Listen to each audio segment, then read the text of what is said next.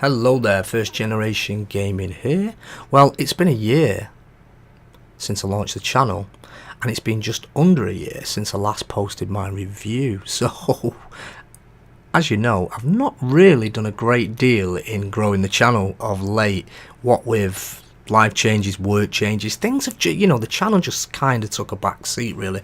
But I'm hoping to now put more time into the channel, into reviews and sharing with you guys. I'm looking to maybe post again once every week, every 2 weeks. We'll see how it goes. But anyway, first up, we've got Steamcraft, recently released, and I've been playing it now since launch, which was just a little over a week ago.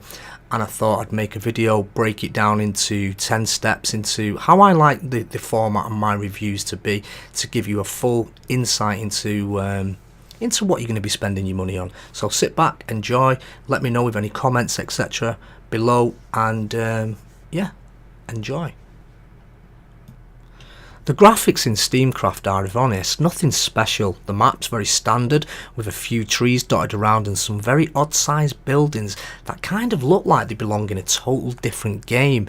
You can see not a lot of effort has gone into the aesthetics of Steamcraft. The modular blocks are very standard looking, and although can be customised by colour or purchased camouflages within the game, all in all there isn't really anything amazing to note in how this game looks.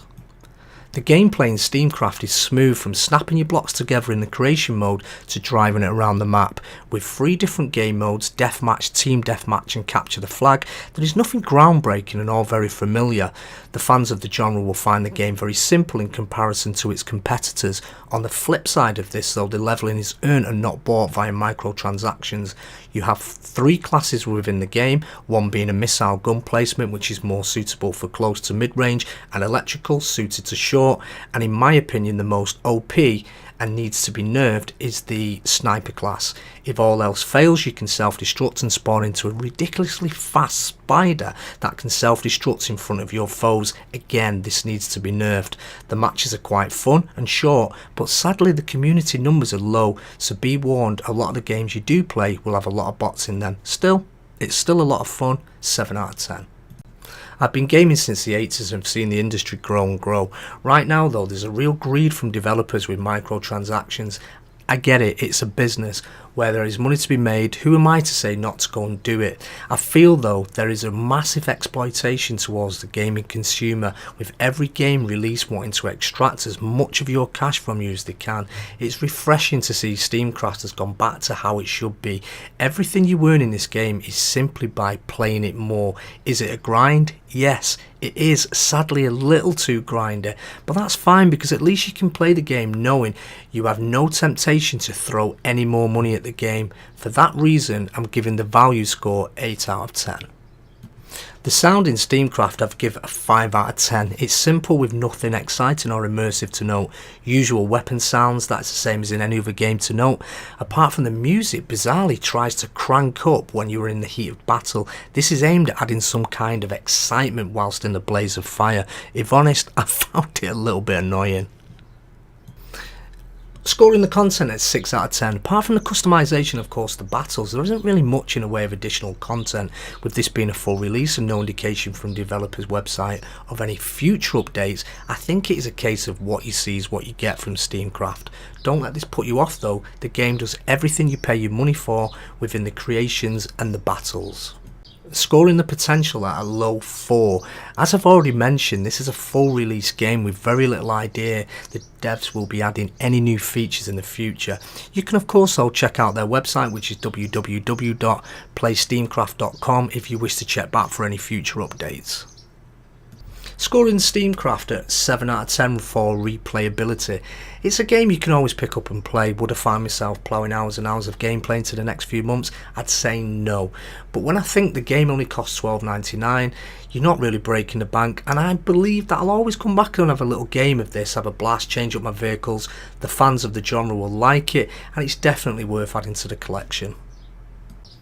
Scoring the social side of the game at a 4 is, for me, sadly this should have been a much higher score, and in truth it would have been if it simply had a bigger community. I sometimes question the marketing of games, and I feel many developers lack this fundamental part of their game launches. With only 2 servers, one US and one Euro, with the bare minimum in each, you're going to find yourself matched up with a lot of bots.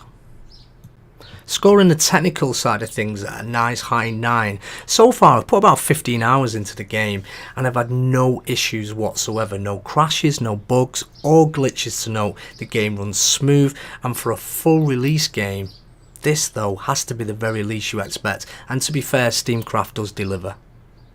Scoring the devs at 4 out of 10. The reason being, it's been very difficult to say how and what the devs expect from the game. When I look at their Twitter feed, they posted an announcement trailer back in January, then nothing at all until launch day. I've messaged them direct to find out if they plan to add anything, but sadly no replies of yet. Steamcraft is a simple vehicle building game to unlock your own creativity by simply playing the game more and more, as opposed to being paid to win in comparison to its competitors. For an indie title, I feel it's been well priced. For a full release game, it's good to see it run smooth with no bugs or glitches to note. Fans of the genre should find this game fun and rewarding, and if you do plan to sink some hours into unlocking more blocks to customise your vehicles, it sure will pay off. Sadly, the community isn't very big, so as mentioned, you will find you playing a lot of games with bots. During my playtime of the game, I found it fun and good for a blast whenever the mood took.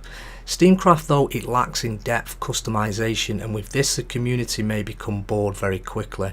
With a score of 61 out of 100, I feel this sits Steamcraft as a slightly above average indie title, but if you love a blast with a little creativity thrown in, then you can't go wrong.